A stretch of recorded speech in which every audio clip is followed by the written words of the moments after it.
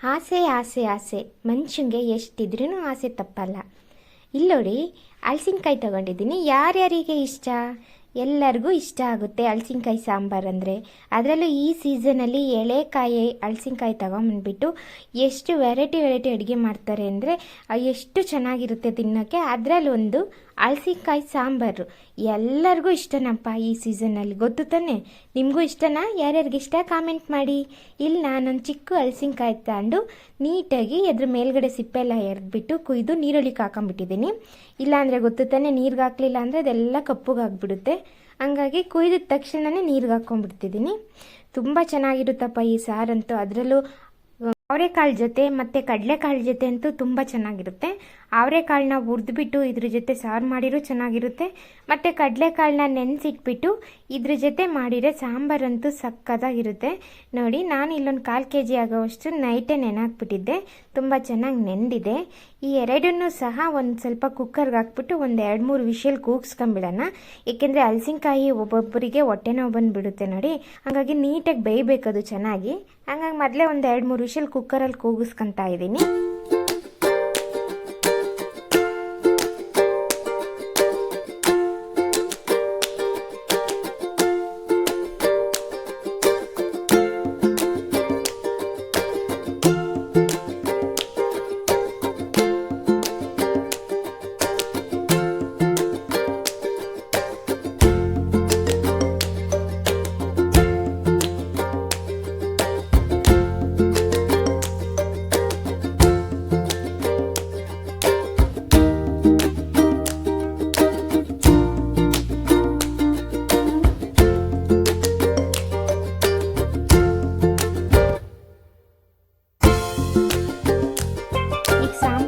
ಬೇಕಾಗಿರೋ ಖಾರಕ್ಕೆ ಏನೇನಪ್ಪ ಅಂದರೆ 1-2 ಈರುಳ್ಳಿ, 1-3 ಟೊಮೊಟೊ ಹಾಕೊಂಡಿದ್ದೀನಿ.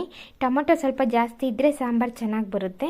ಸ್ವಲ್ಪ ಕಾಯಿ ಹಾಕ್ಕೊಂಡು ಒಂದು ಸ್ವಲ್ಪ ಕೊತ್ತಂಬರಿ ಸೊಪ್ಪು ಇಷ್ಟನ್ನೂ ಸಹ ಮಿಕ್ಸಿಗೆ ಹಾಕ್ಕೊಂಡು 1 ಸ್ಪೂನು ಖಾರದ ಪುಡಿ ಮತ್ತು ಸ್ವಲ್ಪ ಅರ್ಧ ಅಂದರೆ 1.5 ಸ್ಪೂನ್ ಖಾರದ ಪುಡಿ ಹಾಕ್ಕೊಂಡಿದ್ದೀನಿ. ಇಲ್ಲಿ ಖಾರ ಬೇಕು ಅಂತ. ಮತ್ತು ನಂತರ ಸಾಂಬಾರು ಪೌಡರ್ ಹಾಕ್ಕೊತಾ ಇದ್ದೀನಿ. 2 ಸ್ಪೂನ್ ಸಾಂಬಾರು ಪೌಡರ್ ಹಾಕ್ಕೊತಾ ಇದ್ದೀನಿ. ನೋಡಿ, ಇಷ್ಟೇ, ತೀರ ಏನು ಅವಶ್ಯಕತೆ ಮಸಾಲ ಬೇಕಾಗಲ್ಲ ಇದಕ್ಕೆ. ಸಾಂಬಾರು ಪೌಡರಲ್ಲೇ ಎಲ್ಲ ಥರ ಮಸಾಲ ಇರುತ್ತೆ ನೋಡಿ. ಹಂಗಾಗಿ ನೋಡಿ ಎಷ್ಟು ಚೆನ್ನಾಗಿ ಬೆಂದಿದೆ. ಒಂದು 3-4 ವಿಷಲ್ ಕೂಗ್ಸಿರೆ ಚೆನ್ನಾಗಿ ಬೇಯುತ್ತೆ. ಕಾಳು ಮತ್ತು ಹಲಸಿನಕಾಯಿ ಎರಡೂ ಚೆನ್ನಾಗಿ ಬೆಂದಿದೆ ನೋಡಿ.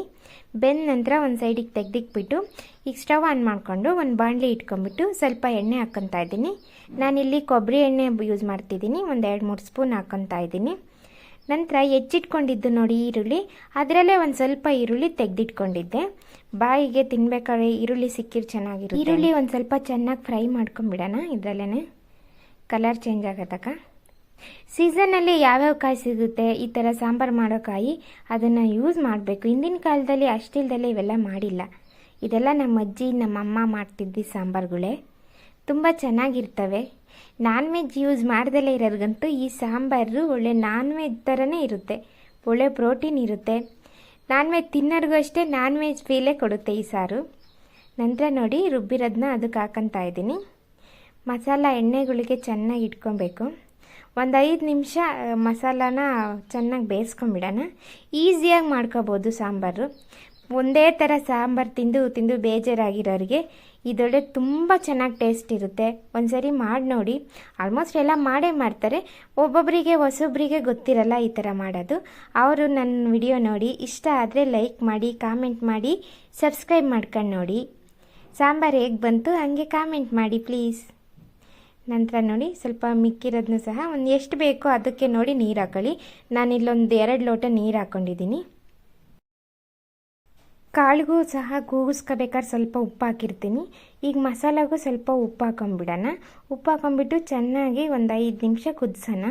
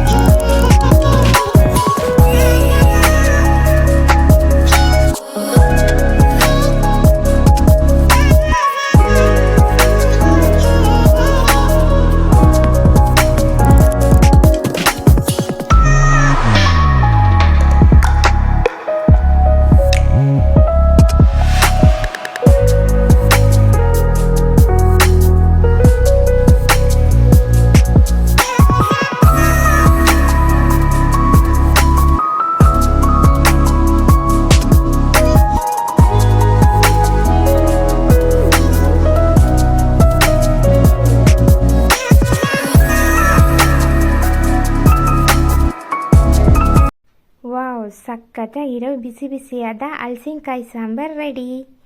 ವಿಡಿಯೋ ಇಷ್ಟ ಆದರೆ ಲೈಕ್ ಕೊಡೋದು ಮರಿಬೇಡಿ. ಹಂಗೆ ಮನೇಲೆಲ್ಲ ಈ ಸಾಂಬಾರು ಮಾಡ್ಕೊಂಡು ತಿನ್ನಿ. ಅದರಲ್ಲೂ ಬಿಸಿ ಬಿಸಿ ರಾಗಿ ಮುದ್ದೆ ಜೊತೆ ಅಂತೂ ಸಖತ್ತಾಗಿರುತ್ತೆ. ನಾವು ಇಲ್ಲಿ ಬ್ಯಾಟಿಂಗ್ ಶುರು. ನಿಮ್ಗಿಷ್ಟ ಆಯಿತು ತಾನೇ ವಿಡಿಯೋ? ನೆಕ್ಸ್ಟ್ ಇನ್ನೊಂದು ವಿಡಿಯೋ ಜೊತೆ ಬರ್ತೀನಿ. ಯಾರ್ಯಾರು ನನ್ನ ವಿಡಿಯೋ ಇಷ್ಟೊತ್ತೆ ನೋಡಿದ್ದೀರಾ ಅವ್ರಿಗೆಲ್ಲರಿಗೂ ನನ್ನ ಹೃದಯಪೂರ್ವಕ ಧನ್ಯವಾದಗಳು. Thank you for watching.